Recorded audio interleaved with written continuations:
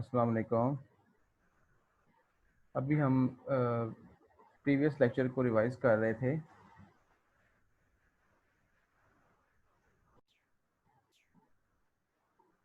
जी, तो हमने जो फर्स्ट लेक्चर था उसको रिवाइज कर चुके हैं, दोबारा से एक बार देख लिया हमने उसे। अब हम आगे चल रहे हैं आज के जो नेक्स्ट टॉपिक्स हैं उनकी तरफ। हमने 6 तसव्वुरात जो हैं वो देखने थे इन 2 सेशंस के अंदर। पहला हमारा जो तसव्वुर है वो है ख़ाम मुल्की या ख़ाम दाखिली पैदावार। दूसरा है ख़ाम मजमूई पैदावार, ख़ाम ख़ालिस कौमी पैदावार, कौमी आमदनी, शख्सी या ज़ाती आमदनी और काबिल तसर्रुफ़ शख्सी आमदनी। अभी हम वन बाय वन इन तसव्वुरात को अलग से देखते हैं। ये जो 6 कॉन्सेप्ट्स हैं, इनके ऊपर आपका एक इकट्ठा लॉन्ग क्वेश्चन भी आ जाता होता है, जिसमें वो लिखता है जी कौमी आमदनी से क्या मुराद है, इसके मुख्तलिफ तसव्वुरात को बयान करें। या इंग्लिश वाला जो हमारा बच्चे हैं एक दो, उनके लिए वो कह देता है जी what is a national income and what are various concepts of national income. तो उसमें आप नेशनल इनकम जो हमने डेफिनेशंस कल की थी लास्ट सेशन के अंदर, उन डेफिनेशंस के अंदर से आप कम से कम कोई सी 2 डेफिनेशंस लिख दीजिएगा। एक अल्फ्रेड मार्शल की लिख लें और एक जो आपको पीगो की या जिसकी मर्जी या एक जनरल डेफिनेशन जो मैंने आपको बताई थी, उनमें से जो भी आपको बेहतर लगे कोई 2 डेफिनेशंस लिख लीजिएगा। उसके बाद ये 6 कॉन्सेप्ट्स जो हैं इनको आप डिफाइन कर दीजिएगा।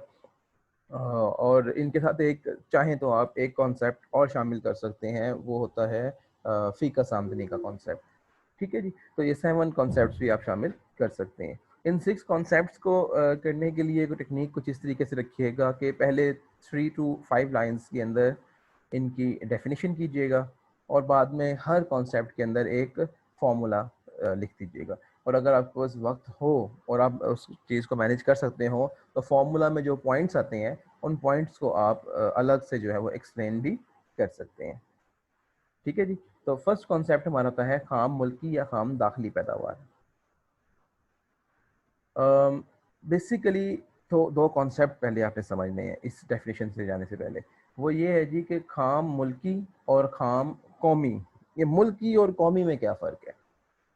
देखें, जब हम मुल्क की बात करते हैं तो उसका मतलब होता है कि कोई एक ख़ास कंट्री, यानी कि मुल्क के लिए जो बेसिक कॉन्सेप्ट है वो है किसी एक मुल्क की जोग्राफियाई हदूद। ठीक है जी, जैसे हम कहते हैं पाकिस्तान, तो पाकिस्तान क्या है? जो पाकिस्तान की बाउंड्री है, पाकिस्तान की जो जोग्राफियाई हदूद है, उसके अंदर रहते हुए पाकिस्तान है। अगर हम बात करते हैं चाइना, तो चाइना की भी एक जोग्राफियाई हदूद है, एक बाउंड्री है। तो किसी भी मुल्क को जब हम एक्सप्लेन करते हैं तो वो उस मुल्क की जोग्राफियाई हदूद के साथ उस मुल्क को एक्सप्लेन किया जाता है। ठीक है जी, तो लेकिन जब किसी खास कौम की बात करते हैं, कौमी हम बात करते हैं, तो हम कहते हैं जी हम कौन सी कौम के हैं जी, हम पाकिस्तानी हैं। तो अब पाकिस्तानी की जब आप बात करते हैं तो आप किसी जोग्राफियाई हदूद के पाबंद नहीं रहते। अब पाकिस्तानी अगर आप देखते हैं तो पाकिस्तानी पाकिस्तान में भी हैं, पाकिस्तानी जो हैं वो बाहर के ममालिक में भी जाके बसे हुए हैं, कुछ इंग्लैंड में जाके सेटल हो गए हैं, कुछ यूएई में है, कुछ सऊदीया में, मुख्तलिफ ममालिक के अंदर हम अपने इर्द गिर्द देखते हैं हमारे अजीज़ो अरब हैं जो बाहर के ममालिक में जाके सेटल हो चुके हुए हैं, हमारे मोहल्लेदार कई बाहर के ममालिक में जाके सेटल हो गए हैं, लेकिन हैं तो वो पाकिस्तानी, तो उनकी कौमियत पाकिस्तानी में ही शामिल हो रही होती है। तो हम कहते हैं जी कि उनकी बाज़ ने डुअल नेशनैलिटी भी ले ली हुई है, तो उनकी कौमियत वहाँ की भी शुमार हो जाती है, पाकिस्तान की भी शुमार हो जाती है, जिनकी दोहरी नेशनैलिटी हो। तो समझाना ये चाह रहा हूँ कि मुल्की और कौमी में फ़र्क हमने कैसे करना है। तो मुल्की जब हम कॉन्सेप्ट को डिस्कस करते हैं तो हम पाकिस्तान की जोग्राफियाई हदूद की बात करते हैं, लेकिन जब हम कौमी वाले कॉन्सेप्ट की बात करेंगे पॉइंट नंबर 2 में, तो वो बेसिकली पाकिस्तानियों की बात करेगा। तो वो उसमें तमाम पाकिस्तानी आ जाएंगे, चाहे वो पाकिस्तान में रह रहे हों, चाहे पाकिस्तान से बाहर रह रहे हों। तो दोबारा आते हैं अपनी जीडीपी की तरफ। काम मुल्की पैदावार से मुराद किसी मुल्क की जोग्राफियाई हदूद के अंदर रहकर एक साल के अंदर ज़मीन, मेहनत, सरमाया और दीगर अवामिल की मदद से जो आपने अशिया और खिदमात पैदा की है, उनकी ज़री मालियत का मजमुआ कहलाता है खाम मुल्की पैदावार। इसको शॉर्ट करने के लिए हम ये डेफिनेशन जो है वो इसके इजीली याद कर लेते हैं। ये डेफिनेशन हमने पहले भी डिस्कस की हुई है। खाम मुल्की पैदावार बराबर है सर्फ जमा सरमायाकारी, जमा हुकूमत के अखराजात, और ये बरामदाद मनफी दरामदाद, ये दोनों ब्रैकेट्स में होते हैं। यानी कि दरामदाद बरामदाद को, इसको हम नेट एक्सपोर्ट्स भी कह दिया करते हैं, इसको हम साफ़ी दरामदाद और बरामदाद का मजमूआ भी कह देते हैं। ठीक है जी। Exports minus imports, X for exports है और एम फॉर इम्पोर्ट्स है। एक्सपोर्ट्स वो मकदार होती है जो अपने मुल्क से आप बाहर के ममालिक में फ़रोख्त करते हैं, और इम्पोर्ट्स वो मकदारें हैं, वो अशिया हैं जिन्हें आप बाहर के मुल्क से ख़रीद के अपने मुल्क में लेके आ रहे हैं। आप अक्सर कह रहे थे ना ये इम्पोर्टेड गाड़ी है, तो बेसिकली वो बाहर के मुल्क से आई होती है। तो एक्सपोर्ट्स होते हैं जो आप बाहर बेच रहे हैं, इम्पोर्ट्स हैं जो आप बाहर से ख़रीद रहे हैं। एक्सपोर्ट्स के इवज़ आपको अदायगियाँ करनी पड़ती हैं, या आपके मुल्क से पैसा जाता है, और सॉरी एक्सपोर्ट्स के इवज़ आपको वसूलियाँ होती हैं। ये आपके लिए बेहतर चीज़ है, क्योंकि आप माल बेचते हैं तो आपको वसूली होती है। और इम्पोर्ट्स हमारे लिए जो है वो कोई ख़ास अच्छी चीज़ नहीं होती है, क्योंकि इम्पोर्ट्स करते हैं तो हमारे मुल्क का पैसा जो है बाहर के मुल्क में जा रहा होता है। ठीक है जी। तो इम्पोर्ट्स जो है वो हमारे अखराजात में शुमार हो जाते हैं, एक्सपोर्ट से हमें वसूलियाँ हो रही होती हैं। ये जो सर्फ है ये भी हमारे अखराजात हैं, इसे हम बोलते हैं सर्फी अखराजात। सर्फी अखराजात होते हैं जो आप अपनी रोज़मर्रा की ज़रूरियात को पूरा करने के लिए अखराजात कर रहे होते हैं। सरमायाकारी को हम बोलते हैं सरमायाकारी के अखराजात। ये वो अखराजात होते हैं जो आप इन्वेस्टमेंट गुड्स के ऊपर करते हैं, जो सरमायाकारी की अशिया के ऊपर करते हैं। मसलन जब आप पैसा पैसा कमाने के लिए लगाएं, पैसा से मज़ीद पैसा कमाने के लिए पैसा लगा रहे हो, कोई आप दुकान खरीद रहे बना रहे हैं, कोई आप कारोबार बना रहे हैं, फैक्ट्री बना रहे हैं, कोई कारखाना तैयार कर रहे हैं, तो आपकी ये खर्चे जो हैं वो सरमायाकारी के खर्चे कहलाते हैं। और तीसरा हुकूमत के अखराजात। ये हुकूमत के अखराजात वो होते हैं जो हुकूमत ने अपने day to day running expense करने होते हैं। हुकूमत के कुछ सरफी अखराजात भी हैं, हुकूमत के कुछ कारोबारी भी हैं। हुकूमत ने सेहत का, अपना एजुकेशन का, लॉ एंड ऑर्डर के मुख्तलिफ डिफेंस और दीगर मामलात के लिए जो अखराजात करने होते हैं वो सब मिलके बन जाते हैं हुकूमत के अखराजात। तो बेसिकली डेफिनेशन क्या बन जाती है, खाम मुल्की पैदावार बराबर होती है सरफी अखराजात जमा सरमायाकारी के अखराजात जमा हुकूमत के अखराजात और बरामदाद मनफी दरामदाद। और वैसे ये इसकी फार्मूला की डेफिनेशन है, और आम डेफिनेशन इसकी बनती है जी, एक साल के अरसा में अपने तमाम वसाइल को इस्तेमाल में लाकर जितनी अशिया व खदमात पैदा की जाएँ उनकी ज़री मालियत का मजमुआ खाम मुल्की पैदावार कहलाता है। और अगर आप इसके बाद ये एक पैराग्राफ जो है इसको ज़रा देख लीजिएगा कि एक होती है ज़री या ज़ाहिरी मुल्की मजमूई मुल्की पैदावार, और एक होती है हकीकी मुल्की पैदावार। अगर आप हर साल में राइज बाज़ारी कीमत, जो मुतलका साल है उसमें राइज बाज़ारी कीमतों पर के लिहाज से शुमार करेंगे ना अपनी आमदनी को, तो वो बन जाएगी ज़री आमदनी। जो मसलन 2010 में आमदनी जो 2010 में कीमतें चल रही थी, उन कीमतों के लिहाज से 2010 की आमदनी आपने कैलकुलेट की तो वो 2010 की ज़रिए आमदनी होगी। 2020 के अंदर जो कीमतें राइज हैं, उन कीमतों पर अगर आप 2020 की आमदनी का मजमुआ कर रहे हैं तो वो 2020 की ज़रिए आमदनी हो जाएगी। तो ज़री या ज़ाहिरी आमदनी जो है वो होती है मुतलका साल की कीमतें जो चल रही हैं ना, उन कीमतों पर अगर आप आमदनी को जमा करें तो मुतलका साल की कीमतों पर जमा होती है, तो वो ज़री आमदनी या ज़ाहिरी आमदनी कहलाती है।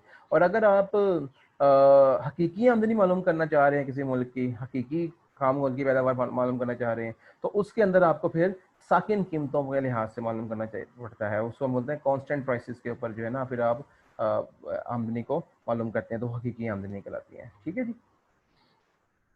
तो ये जो सेंटर में मैंने स्किप किया है, ये भी आगे जाके हमारा बिलवासा टैक्सेस और आने आगे जाके आ जाएगा पॉइंट नंबर नेक्स्ट के अंदर 3 या 4 के अंदर, तो हम वहाँ पे देख लेंगे। नेक्स्ट कॉन्सेप्ट नंबर 2 है खाम या मजमुई कौमी पैदावार। खाम बेसिकली आपको मैंने ऊपर भी समझाया कि ऊपर वाला था खाम या मजमुई मुल्की पैदावार, और अब है कौमी पैदावार। वहाँ पर जोग्राफियाई हदूद का जिक्र किया गया था, यहाँ पर जोग्राफियाई हदूद का जिक्र नहीं किया गया। बेसिक डिफरेंस जो है वो जोग्राफियाई हदूद का है। जो मुल्की पैदावार है वो पाकिस्तान की जोग्राफियाई हदूद में रहकर जो आमदनी कमाई गई वो मुल्की पैदावार है, लेकिन जो आपकी कौमी पैदावार है उसके अंदर किसी किस्म की जोग्राफियाई हदूद का जिक्र नहीं होता। इसमें वो सिंपल ये कहता है जी कि एक मुल्क में एक साल के अरसा में तमाम अशिया और खदमात की हकीकी जो हतमी ज़री मालियत है वो आपकी खाम कौमी पैदावार कहलाती है। इसमें आप जो है इस फार्मूले को देखें, ये वाला खाम कौमी पैदावार बराबर है खाम मुल्की जो है हेडिंग नंबर 1 थी, जमा बैरूनी ममालिक से हासिल होने वाली पाकिस्तानियों की रकूम। ठीक है, जो बैरूनी ममालिक हमारे पाकिस्तानी भाई गए हैं उन्होंने जो वहाँ से पैसे भेजे हैं, जिन्हें हम रेमिटेंस बोलते हैं, उन्होंने जो पैसा भेजा है वो पैसा जो पाकिस्तान में आया, वो जो आमदनी उन्होंने बाहर से कमा के हमें भेजी, उसको मुल्की पैदावार में जमा कर लिया जाए तो मिलकर बन जाती है खाम कौमी पैदावार। तो खाम कौमी खाम मुल्की में फ़र्क बेसिकली है बैरूनी ममालिक से हासिल होने वाली आमदनी का। ठीक हो गया जी। तो खाम कौमी पैदावार बराबर है खाम मुल्की यानी पाकिस्तान की जोग्राफियाई हदूद में कमाई गई आमदनी जमा बैरून ममालिक से जो पाकिस्तानियों की भेजी हुई रकूम है वो। तो कौमी के अंदर तमाम पाकिस्तानियों की आमदनी आ जाती है। इसकी कुछ किताबें जो है वो डेफिनेशन इस तरीके से भी करती हैं कि खाम कौमी पैदावार बराबर है खाम मुल्की पैदावार जमा बैरून ममालिक से हासिल होने वाली पाकिस्तानियों की आमदनी मनफी, वो एक चीज़ इसमें शामिल कर लेते हैं, मनफी जो पाकिस्तान में बैरूनी लोग काम कर रहे हैं, पाकिस्तान में कोई अमरीकी काम कर रहा है, पाकिस्तान में कोई जो इंग्लैंड का है या वो सऊदी है वो काम कर रहा है, वो जो यहाँ से आमदनी अपने मुल्क भेज देते हैं उसको मनफी कर दिया जाता है। तो दो डेफिनेशन चल रही होती हैं। आप आपकी किताब में यही डेफिनेशन है तो आप इसी को भी चला लें। अगर आप चाहें तो फार्मूले के अंदर वो एक एडिशन भी कर सकते हैं। उसमें क्या एडिशन मैंने दोबारा बता देता हूँ, खाम मुल्की पैदावार जमा बैरूनी ममालिक से हासिल होने वाली पाकिस्तानियों की आमदनी मनफी जो पाकिस्तान से बाहर के ममालिक में वापस जाने वाली आमदनी वो मनफी हो जाती है। ठीक है जी। तो इसको मालूम करने का एक और तरीका ये होता है कि आपकी जितनी पैदावारी जो आपके शोबे हैं उन तमाम की पैदावार को अगर हम जमा कर लें तो वो मिलकर बन जाती है खाम कौमी पैदावार। जैसे आपकी ज़राई पैदावार होती हैं, सनती पैदावार होती हैं, खिदमात का शोबा है और दीगर मुतफरिक अदारे हैं उनसे जो आपको आमदनी हासिल हो रही, उन तमाम की जो मॉनेटरी वैल्यू है जमा कर लिए जाए तो बन जाती है खाम कौमी पैदावार। ज़रूरी पैदावार में आपके तमाम तरह की पैदावार आ जाती है, मिसाल के तौर पर आपकी सब्जियां भी, आपके फ्रूट्स भी, और कोई अगर आप कपास वगैरह बना रहे हैं, कोई आपके ड्राई फ्रूट्स वगैरह, वो तमाम चीज़ें ज़रिए अजनास में आ जाती हैं। इसी तरह सनती अजनास में आपके इर्द गिर्द का फर्नीचर, आपका सीमेंट, कपड़ा, खाद और कोई चीनी और दीगर जो आटा वगैरह सारी चीज़ें जो सनत में हैं, जो आपकी गाड़ियाँ मोटरसाइकिलें बन रही हैं, ये तमाम सनती पैदावार में आ जाती होती हैं। खिदमात के शोबा में आपके साज़ा, डॉक्टर्स, इंजीनियर्स, वकील, मजदूर, जजेस, इंश्योरेंस और दीगर सर्विसेज जो आपकी हैं ये तमाम खिदमात में शामिल होती हैं। और इसमें मुतफरिक इदारों के अंदर उसने शामिल कर ली हैं जी, कि देखें बेशुमार इदारे हमारे पास काम कर रहे हैं तो वो उसने मुतफरिक के अंदर शामिल कर दिए। मतलब आपका रेलवे का शोबा है, PIA का शोबा है, बैंकारी का शोबा है, वापडा है, मवासलात है और दीगर जितने भी इदारे हैं, इन तमाम जो शोबे हैं 4 शोबे बन जाते हैं, ज़रूरी अजनास, सनती पैदावार, आमदनी की खिदमात और मुतफरिक यानी दीगर। इन तमाम का जो मजमू है, इनकी जो मजमूई पैदावार है वो कहलाती है आपकी खाम कौमी पैदावार। इस बस ये आपने ये चीज़ याद रखनी है कि खाम कौमी पैदावार में मुल्की पैदावार भी होती है और इसमें बैरूनी ममालिक से हासिल की गई पाकिस्तानियों की रकूम भी जमा होती है। क्लियर हो गया जी। तो खाम कौमी और खाम मुल्की ये दो कॉन्सेप्ट अभी तक हमारे मुकम्मल हो गए हैं। खाम कौमी क्या होगा, जो पाकिस्तान की जोग्राफियाई हदूद में रहकर कमाया गया, और खाम मुल्की होगा जो जोग्राफियाई हदूद में रहकर कमाया गया, और खाम कौमी होगा जो पाकिस्तानियों की आमदनी है, इसमें जोग्राफियाई हदूद में भी होगा और जमा बैरून ममालिक से हासिल होने वाली आमदनी भी शामिल की जाएगी। जी, कॉन्सेप्ट नंबर 3 हमारा इसमें रहता है खालिस कौमी पैदावार।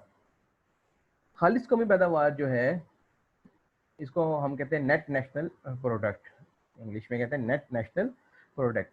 बेसिकली खाम कौमी पैदावार जो पॉइंट नंबर 2 में मैंने पढ़ा GNP, खाम कौमी पैदावार में अगर सरमाए की फरसूदगी या शिकस्त व रेख्त के अखराजात निकाल दिए जाएँ तो जो बाकी बच जाता है वो खालिस कौमी पैदावार कहलाता है। अब यहाँ पे एक नया कॉन्सेप्ट आ गया जी कि ये फरसूदगी क्या है और शिकस्त व रेख्त के अखराजात क्या है। फरसूदगी को हम कहते होते हैं इंग्लिश में डेप्रिसिएशन, फरसूदगी या डेप्रिसिएशन, शिकस्तो रेख उर्दू में इसका एक दूसरा लफ्ज है। वियर एंड टीयर भी इसको हम कहते हैं इंग्लिश के अंदर। ये क्या होता है? ये होता है जी कि जब भी आप कोई अशियाए सरमाया हासिल करते हैं, कोई ख़रीदते हैं, कोई आप नई मशीनरी इंस्टॉल करते हैं, आप कोई नया प्लांट लगाते हैं, कोई भी आप नई चीज़ बनाते हैं, तो जब आप उस चीज़ को इस्तेमाल करना शुरू कर देते हैं तो वक्त के गुजरने के साथ साथ उस चीज़ की जो मालियत है, जो उसकी वैल्यू है, उसके अंदर कमी वाक़ होना शुरू हो जाती है, क्योंकि वक्त के साथ साथ वो टूट फूट का शिकार होती हैं, वो चीज़ पुरानी होना शुरू हो जाती है, वो घिस जाती है, वो उसकी जो टेक्नोलॉजी है वो थोड़ी पुरानी होना शुरू हो जाती है। तो दीगर जो से अवामिल हैं, इन तमाम वजूहात की वजह से उस चीज़ की जो मालियत है वक्त के साथ साथ कम होना शुरू हो जाती है। तो जो वक्त के साथ साथ किसी चीज़ की कदर में कमी वाक़या हो, इस्तेमाल के साथ साथ, जब आप चीज़ को इस्तेमाल करते हैं, वक्त गुजरता जाता है, तो उस इस्तेमाल के साथ साथ उस चीज़ की जो कदर में कमी वाक़या हो, उसे हम कहते हैं फरसूदगी या डेप्रिसिएशन। हम कहते हैं जी उस चीज़ की कदर में कमी हो गई है, यानी कि उसकी चीज़ में उसमें फरसूदगी हो रही है। तो जो आपकी कंपनीज होती हैं ज़्यादातर, वो क्या करती हैं, वो अपने अकाउंट्स के अंदर एक अलाउंस बना लेती हैं जिसका नाम रखते हैं वो डेप्रिसिएशन अलाउंस। वो डेप्रिसिएशन अलाउंस का मकसद ये होता है कि जो आपकी चीज़ की कदर में कमी वाक़या हो रही है, आप हर साल अपने आमदनी के हिस्से में से उतनी मालियत को एक अलग खाते में डालते रहते हैं। और मिसाल मैं आपको मिसाल देता हूँ, एक आपने मशीन खरीदी अपनी कंपनी के लिए, अपने उस मशीन की मालियत थी 10 लाख रुपए। आपने हिसाब लगाया कि इस मशीन की जो मालियत है 10 लाख रुपए, इस इस्तेमाल के साथ साथ हर साल इसकी मालियत में 1 लाख की कमी वाक़या हो रही है। ठीक है, तो अब आपको ये समझ आ गई थी कि 10 लाख की हमने मशीन ली और हर साल इसकी मालियत में 1 लाख की कमी फरसूदगी हो रही है। तो आप क्या करते हैं उस फरसूद, अब आपको ये आइडिया होगा कि 10 सालों में अगर हर साल 1 लाख कमी हो रही है तो 10 साल बाद हमारी मशीन की वैल्यू है वो कम हो जाएगी, बहुत ज़ीरो के करीब पहुंच जाएगी। तो आप क्या करते हैं, आप आज ही एक अलाउंस, एक खाता अलग से बना लेते हैं, उसका नाम रखते हैं डेप्रिसिएशन अलाउंस। और उस डेप्रिसिएशन अलाउंस में हर साल 1 लाख रुपए आप खाते में डालते रहते हैं। जब 10 साल पूरे गुजर जाते हैं तो आपने हर साल 1 लाख डाला होता है। 10 साल के बाद आपकी मशीन की मालियत कम हो गई होती है, मशीन इस्तेमाल हो गए तब्दील होने के करीब पहुंच चुकी होती है, और तब तक जो है वो आपका जो डेप्रिसिएशन अलाउंस है उसके अंदर भी 10 लाख रुपए जमा कर चुके होते हैं। तो आप उन पैसों की मदद से उस मशीन को इजीली रिप्लेस कर सकते हैं। तो इसलिए आप जो चीज़ की कदर में कमी वाक़या हो रही होती है, डेप्रिसिएशन जो हो रही होती है, उस डेप्रिसिएशन को कवर करने के लिए डेप्रिसिएशन अलाउंस बना लिया करते हैं, और उस डेप्रिसिएशन अलाउंस की मदद से वक्त आने पर उस मशीन को रिप्लेस कर लिया जाता है। तो अब समझाने की बात ये थी कि जो डेप्रिसिएशन का आपने अखराजात बर्दाश्त किए या उसका जो अलाउंस बनाया, वो आपकी आमदनी का हिस्सा तो नहीं ना रहा, आपने उसको एक अलग खाते में निकाल के साइड पे कर दिया। तो चूंकि आपने डेप्रिसिएशन अलाउंस को अपनी आमदनी में से निकाल के अलग कर दिया है, उसे ही अपनी मशीन को अगले मरतबा 10 साल बाद, जब भी जो भी जितनी भी उसकी उम्र है उस वक्त खरीदने के लिए, तो वो आपके खाते से निकल चुका, तो वो आपकी मौजूदा आमदनी का हिस्सा नहीं रहा। इसीलिए हम डेप्रिसिएशन अलाउंस को खाम कौमी पैदावार में से मनफी कर देते हैं, मिनहा कर देते हैं, निकाल देते हैं। आई होप क्लियर हो गया होगा। ठीक है जी, तो खालिश कौमी पैदावार बराबर है खाम कौमी पैदावार मनफी फरसूदगी के अखराजात या शिकस्त और रेख्त के अखराजात। ठीक है जी, इसके बाद पॉइंट नंबर 4 आपका बनता है कौमी आमदनी। जी, तो कौमी आमदनी बेसिकली वो कहता है जी कि आपके मुल्क में जितने भी जो आमलीन पैदाइश हैं, ये लफ्ज़ आमलीन पैदाइश आप यकीनन इससे वाकिफ़ होंगे। कुछ दोस्त भूल गए होंगे, फर्स्ट ईयर में हमने पढ़ा था आमलीन पैदाइश कितने होते हैं जी, 4। ज़मीन, मेहनत, सरमाया, तंजीम। हमने इनके अलग अलग चैप्टर्स पढ़े थे, ज़मीन का अलग चैप्टर पढ़ा था, मेहनत का अलग चैप्टर पढ़ा था, सरमाया और तंजीम का अलग चैप्टर पढ़ा था। तो ज़मीन, मेहनत, सरमाया, तंजीम, land, labour, capital and organisation, ये चार हमारे फैक्टर्स ऑफ प्रोडक्शन होते हैं, आमरीन पैदाइश होते हैं। और इन चारों आमरीन पैदाइश का अलग अलग मुआवजा होता है। जैसे ज़मीन का मुआवजा लगान होता है, सरमाए का मुआवजा सूद होता है, मेहनत का मुआवजा उजरत होता है, और तंजीम को मिलता है बचा हुआ एंड में मुनाफा। तंजीम का मुआवजा मुनाफा होता है। इंग्लिश वाले जो है उनके लिए land, labour, capital and organisation. Land के अगेंस्ट उनको मिलता था रेंट, कैपिटल के अगेंस्ट इंटरेस्ट, लेबर के अगेंस्ट वेजेस एंड ऑर्गेनाइजेशन को मिलता है प्रॉफिट। तो ये चार तरह की आमदनी जो है एक मुल्क में कमाई जाती है आमतौर पर। अगर इन आमदनियों को हम मजमुआ कर लें, इनको सम अप कर लें, इनका टोटल कर लें, तो वो बन जाती है कौमी आमदनी। ठीक हो गया जी, ये इसकी जनरल डेफिनेशन है। नेक्स्ट इसकी जो डेफिनेशन है वो है फार्मूले की अप्रोच से। तो फार्मूले में क्या कहता है जी, वो कौमी आमदनी बराबर है खालिस कौमी पैदावार, यानी पॉइंट नंबर 3 में जो हमने पढ़ा, जमा आने मनफी बिलवासा टैक्स। अब ये आने क्या है और बिलवासा टैक्स क्या है, इसको थोड़ा सा मैं एक्सप्लेन करता चलूँ। आपकी बुक में ये ऊपर इन्होंने यहाँ पे पैराग्राफ नंबर 1 में उसने एक्सप्लेन किया है बिलवासा टैक्स को, और पैरा नंबर 2 में आनों को यानी सब्सिडीज़ को एक्सप्लेन किया हुआ है। हम आपको जनरल डेफिनेशन से मैं आपको थोड़ा सा समझा देता हूँ। पहले सब्सिडी समझा देते हैं।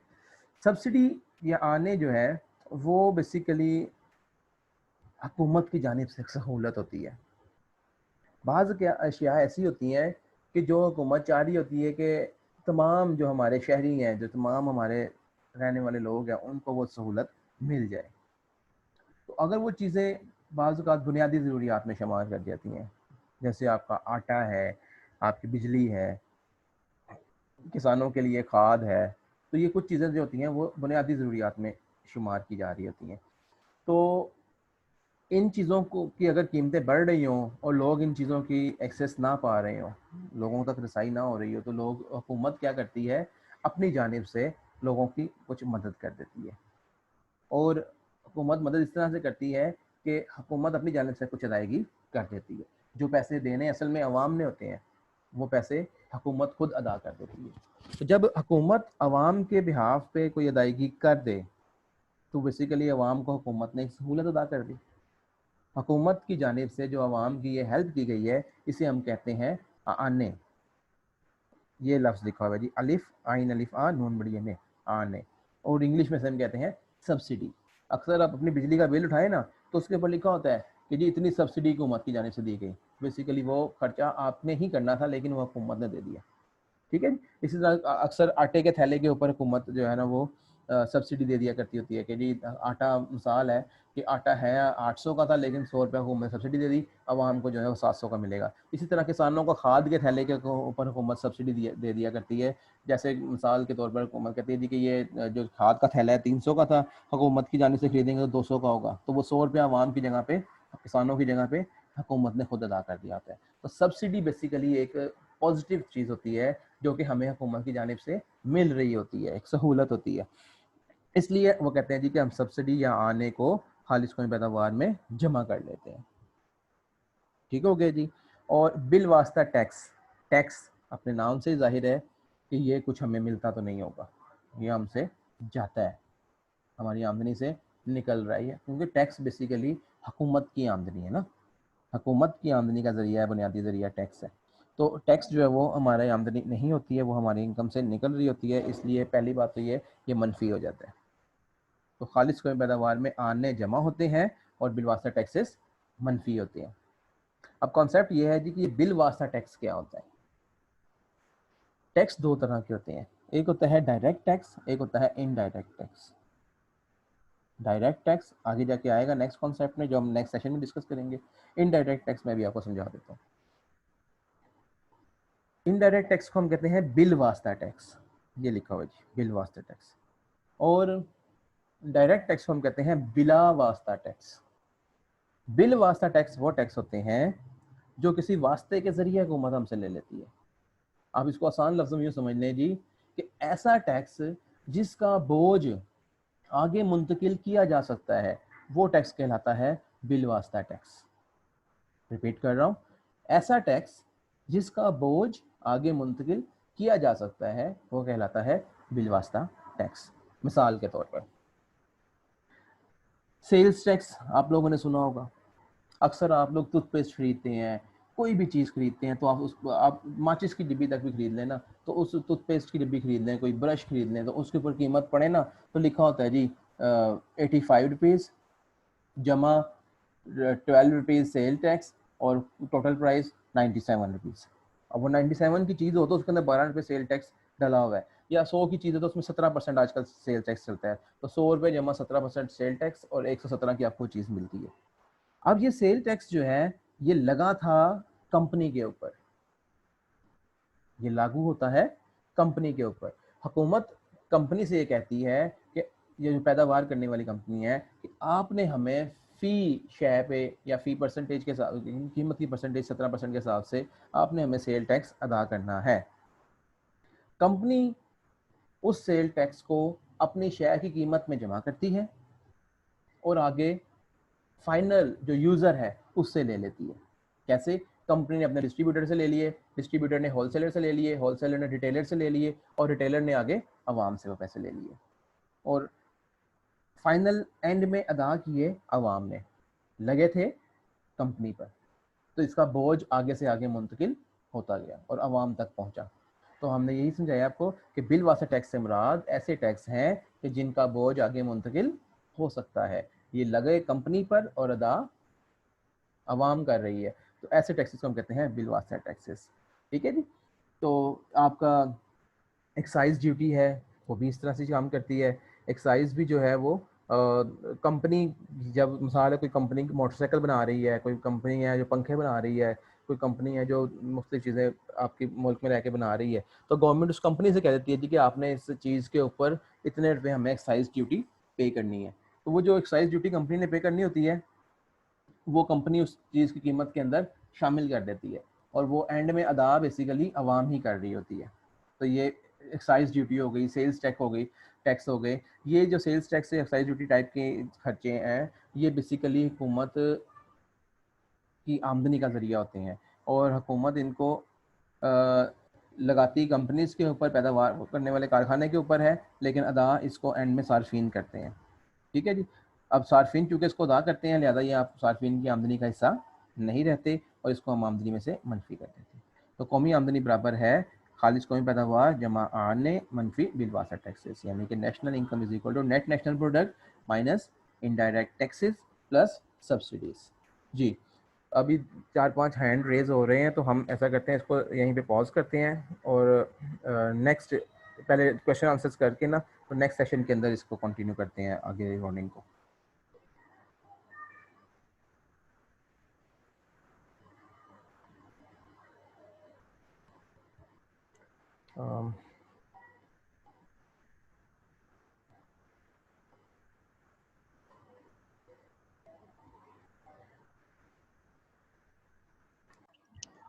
जी वेलकम बैक। तो हम सेशन 1 में अभी डिस्कस कर रहे थे कौमी आमदनी तक हमने डिस्कस कर लिया था। तो क्वेश्चन आंसर सेशन के बाद हम आगे कंटिन्यू करने लगे हैं जी शख्सी आमदनी के ऊपर। शख्सी आमदनी या ज़ाती आमदनी, इसको हम इंग्लिश में कहते हैं पर्सनल इनकम। देखें नाम से जाहिर है कि शख्सी आमदनी या ज़ाती आमदनी किसी भी शख्स की जो मुल्क के जो किसी भी शख्स की जो है ना पर्सनल इनकम है, उस शख्स की अपनी आमदनी है। जो किसी मुल्क के बाशिंदे हैं, जो शहरी हैं, जो वो आमदनी कमा रहे हैं ना, वो उनकी शख्सी आमदनी होती है, इसको हम बोलते हैं पर्सनल इनकम। शख्सी आमदनी बेसिकली क्या है, आप इस फॉर्मूले से इसको ज़्यादा इजीली क्लियर अंडरस्टैंड कर लेंगे। शख्सी आमदनी बराबर होता है कौमी आमदनी मनफी मुश्तरका सरमाए की कंपनियों के गैर मुंतकसिम शुदा मुनाफाजात, मनफी मुनाफा टैक्स, मनफी समाजी तहफ़्फ़ुज़ की कटौतियाँ, जमा इंतकाली अदायगियाँ। तो ये 4 चीज़ें हैं। यकीनन इन चारों को सुनकर आपको एक दफ़ा शौक लग गया होगा कि यार ये क्या चीज़ें आ गई हैं। अब हम वन बाय वन इसमें एक्सप्लेन करते हैं। क्या है जी पहली चीज़, मुश्तरका सरमाए की कंपनियों के गैर मुंतकसिम शुदा मुनाफाजात, undistributed profits of corporates firms. जी ये क्या होता है? देखिए, मुश्तरका सरमाए की जो कंपनीज होती हैं, जैसे आपकी, जिसे हम जॉइंट स्टॉक कंपनी कहते हैं आमतौर पर, बड़ी कंपनीज जो लोगों के शेयर्स के जरिए पैसा इकट्ठा करके काम कर रही होती हैं, उन कंपनीज को जब मुनाफा होता है ना, तो वो मुनाफा जो उस कंपनी को होता है वो अपने हिस्सेदारों के अंदर तकसीम कर रही होती हैं इस के ऊपर, जो मुनाफे की शरह में डिविडेंड जिसे हम कहते हैं। मगर कंपनीज क्या करती हैं, मिसाल के तौर पर अगर कंपनीज को मुनाफा हुआ है ना 100 रुपया, तो कंपनी 100 का 100 अपने हिस्सेदारों में तकसीम नहीं करती, बल्कि कंपनीज क्या करती हैं कि कुछ पैसे जो है ना वो अपने हिस्सेदारों में तकसीम कर देती हैं, और कुछ पैसे जो हैं वो अपने अकाउंट्स के अंदर महफूज रखती हैं, ताकि कंपनी को कोई एक्सटेंशन करनी पड़ जाए, कंपनी को अपने नया प्लांट लगाना पड़ जाए, कोई कंपनी को दोबारा सरमायाकारी का अच्छा मौका मिल जाए, कोई अपनी कंपनी की पैदावार को बढ़ाने के चांसेस नज़र आ रहे हैं, कोई नई टेक्नोलॉजी इंपोर्ट वगैरह करनी हो, तो इन चीज़ों के लिए कंपनी को पैसे चाहिए होते हैं। तो कंपनी क्या करती है कि अपना जो मुनाफा है वो सारे के सारा हिस्सेदारों में तकसीम नहीं करती, बल्कि उसका कुछ हिस्सा तकसीम कर दिया करते हैं और बाकी हिस्से को अपने पास महफूज रख लेते हैं। फ़र्ज़ कर लें कि कंपनी को 100 रुपया मुनाफा हुआ, उन्होंने 75 रुपया जो है वो अपने हिस्सेदारों में तकसीम कर दिया, और 25 रुपया जो है वो अपने अकाउंट के अंदर रोक लिया, ताकि एमरजेंसी के तौर पर या कोई नई सरमायाकारी के लिए जब ज़रूरत पड़े तो उस 25 रुपये को इस्तेमाल कर लिया जाए। अब ये जो 25 रुपया है ये हिस्सेदारों में तकसीम नहीं हुआ। जो 25 रुपया हिस्सेदारों में तकसीम नहीं हुआ वो हमारा गैर मुंतक़सिम शुदा मुनाफा हो गया, क्योंकि वो हिस्सेदारों में तकसीम नहीं हुआ इसलिए वो गैर मुंतक़सिम हो गया, अनडिस्ट्रीब्यूटेड प्रॉफिट। ठीक है, तो undistributed profit is that profit which is not distributed in the share holders. जब वो हिस्सेदारों को मिला ही नहीं मुनाफा, तो वो मुनाफा जो गैर तकसीम शुदा मुनाफा है वो हिस्सेदारों की आमदनी का हिस्सा नहीं बना। इसलिए वो कहते हैं जी कि चूंकि गैर तकसीम शुदा मुनाफा जात जो हैं वो लोगों को तकसीम ही नहीं हुए, वो लोगों की आमदनी का हिस्सा ही नहीं बने, लिहाजा इसको शख्सी आमदनी के अंदर शामिल नहीं होना चाहिए। क्लियर है? तो इसलिए हम मुश्तरका सरमाए की कंपनियों के गैर मुंतक़सिम शुदा मुनाफा जात जो हैं उनको शख्सी आमदनी में शामिल नहीं करते, बल्कि मनफी कर देते हैं। क्लियर हो गया जी? सेकंड पॉइंट है जी मुनाफा टैक्स। मुनाफा टैक्स क्या होता है? जब भी कोई आजिर या कोई सरमायाकार मुनाफा कमाता है, कोई बिजनेस करने वाला कारोबारी, कोई कंपनी प्रॉफिट कमाती है, तो उस मुनाफे के ऊपर गवर्नमेंट को उन्हें टैक्स देना होता है उनके टैक्स रिटर्न के जरिए। इसी तरह से तो जब वो कंपनी ने मुनाफा कमाया तो उस मुनाफे को जो मुनाफा है उस मुनाफे के ऊपर एक शरह से टैक्स अदा कर दिया। जब वो टैक्स अदा किया तो उसको हम बोलते हैं मुनाफा टैक्स। अब जब मुनाफा हुआ उस मुनाफे से मुनाफा टैक्स निकल गया, तो जो कंपनी है या जो सरमायाकार है उसे तो जो आमदनी हासिल हुई है वो टैक्स निकालने के बाद जो बच जाने वाली आमदनी है वो उसका मुनाफा हुआ ना, टैक्स तो उसके मुनाफे में से निकल गया मुनाफा टैक्स। तो इसलिए जब क्योंकि मुनाफा टैक्स जो है उसकी आमदनी का हिस्सा नहीं रहा, वो निकल के हुकूमत के पास चला गया है, इसलिए वो कहते हैं जी कि इसको भी शुमार नहीं करना चाहिए, इसको मनफी कर देना चाहिए। इसी तरह से समाजी तहफ़्फ़ुज़ की कटौतियाँ। देखिए अक्सर आपके मुलाजमीन होते हैं जिनकी सोशल सिक्योरिटी जो कट्स लग रहे होते हैं, गवर्नमेंट के मुलाजमीन हैं या प्राइवेट कंपनीज़ भी, अब जो बड़ी कंपनीज़ हैं वो ये कटौतियाँ कर रही होती हैं। उसका मकसद ये होता है कि जब वो मुलाजिम जो है ना वो रिटायर्ड हो रहा होता है या वो कंपनी को छोड़ के कहीं और स्विच कर रहा होता है, किसी और कंपनी में जा रहा होता है, तो उस वक्त वो जो है ना कंपनी फिर उस मुलाजिम को कुछ पैसे अदा करती है जी कि आपकी हमने इतनी कटौती की थी, इतना कंपनी ने शेयर डाल दिया, तो ये लें आपका पैसा। और इसी तरह मुलाजमीन को पेंशन को, सरकारी मुलाजमीन या दूसरे मुलाजमीन को पेंशन की सूरत में, रिटायरमेंट के वक्त इकट्ठे पैसे मिल रहे होते हैं कुछ ग्रेचुइटी की सूरत में, तो वो पैसे इकट्ठे एवं नहीं मिल रहे होते, पहले उनके पैसे कुछ कट भी रहे होते हैं। ठीक है जी, तो वो जो पैसे कट रहे होते हैं तनख्वाह में से उन्हें हम बोलते हैं समाजी तहफ़्फ़ुज़ की कटौतियाँ, सोशल सिक्योरिटी डिडक्शंस। अब कॉमन सेंस की बात है, एक बंदे की आमदनी है मिसाल है 10,000 रुपया, उसकी 300 रुपया उसकी आमदनी में से सोशल सिक्योरिटी डिडक्शंस हो गई, तो उसकी आमदनी रहेगी 9,700। अब वो 9,700 को इस्तेमाल करेगा ना, वो 300 तो जब उसको मिलेंगे बाद में तब उसकी आमदनी का हिस्सा बनेंगे। फिलहाल इस साल में, जिस साल में आमदनी कैलकुलेट कर रहे हैं, उस साल में वो उस 300 रुपया उसकी आमदनी का हिस्सा नहीं बन रही है, तो इसलिए वो सोशल सिक्योरिटी डिडक्शंस जो हैं वो आमदनी का हिस्सा नहीं बनते और उसको भी आप मनफी कर देते हैं। इसके अलावा जी इंतकाली अदायगियाँ जो है, मैंने आपको कल पिछले फर्स्ट सेशन के अंदर समझाया था एक बार पहले भी, इंतकाली अदायगियाँ यानी ट्रांसफर पेमेंट्स से मुराद ऐसी अदायगियाँ होती हैं जिनके इवज़ जो है वो कोई अलग से पैदावारी काम नहीं लिया जाता। मिसाल के तौर पर अगर कोई आपको पेंशन मिल रही है, आपको बुढ़ापे का अलाउंस मिल रहा है, कोई वज़ाइफ मिल रहे हैं, कोई जेब खर्च मिल रहा है, कोई गिफ्ट मिल रहा है, कोई खैरात मिल रही है, कोई ज़कात दे रहा है, तो वो बंदा कोई आपको ये तो नहीं कहता कि अलग से आके मेरा काम करो।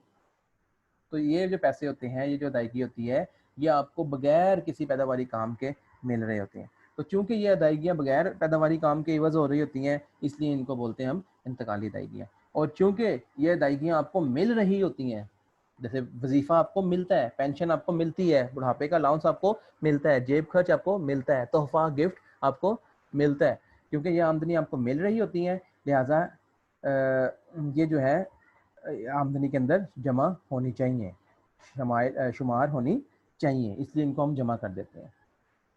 तो इन शॉर्ट वापस आते हैं अपने फार्मूले पे, शख्सी आमदनी बराबर है कौमी आमदनी मनफी मुश्तरका सरमाए की कंपनियों के गैर मुंतक़सिम शुदा मुनाफाजात, मनफी मुनाफा टैक्स, मनफी समाजी तहफ़्फ़ुज़ की कटौतियाँ, जमा इंतकाली अदायगियाँ।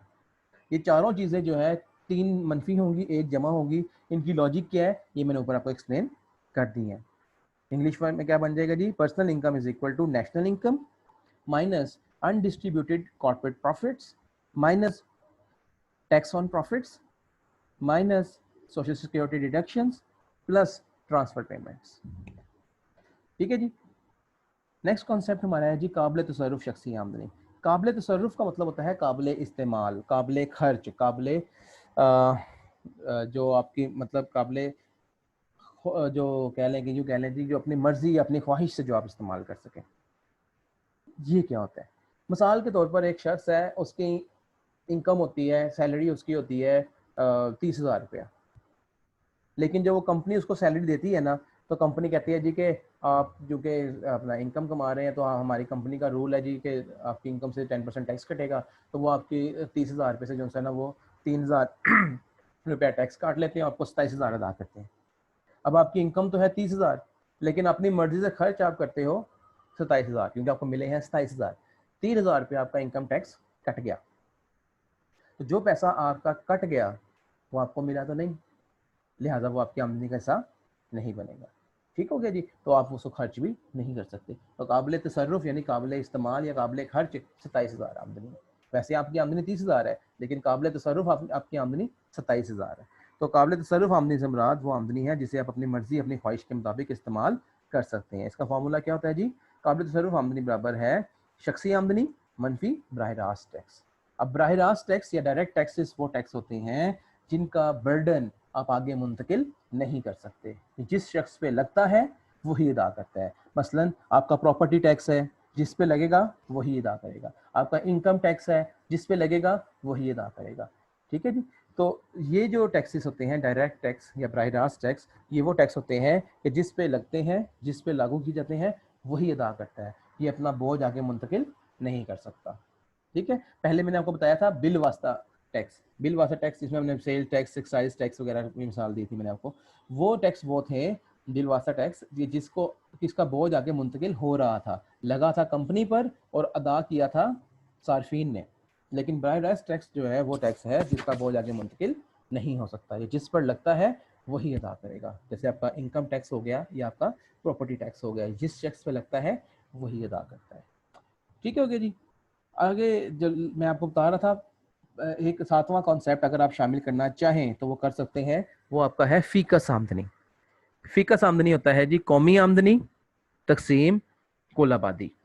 ये होता है एक शख्स की आमदनी के पाकिस्तान की जैसे कुल आवाम जो है जितनी कौमी आमदनी है, पहले उस कौमी आमदनी को ऊपर रखें जो जितनी नेशनल इनकम है, और जितनी पाकिस्तान की आबादी है उस आबादी पे डिवाइड कर दें, तो जो फी शख्स आमदनी निकलेगी ना उसे हम बोलते हैं फीकस आमदनी, पर कैपिटा इनकम। तो अगर आप चाहें तो इसमें 7वां कॉन्सेप्ट जो है वो पर कैपिटा इनकम भी शामिल कर सकते हैं। ये है जी आज का सेकंड सेशन। इसके बाद हम दोबारा क्वेश्चन आंसर की तरफ चलते हैं जी, और रिकॉर्डेड सेशन को अल्लाह हाफिज़।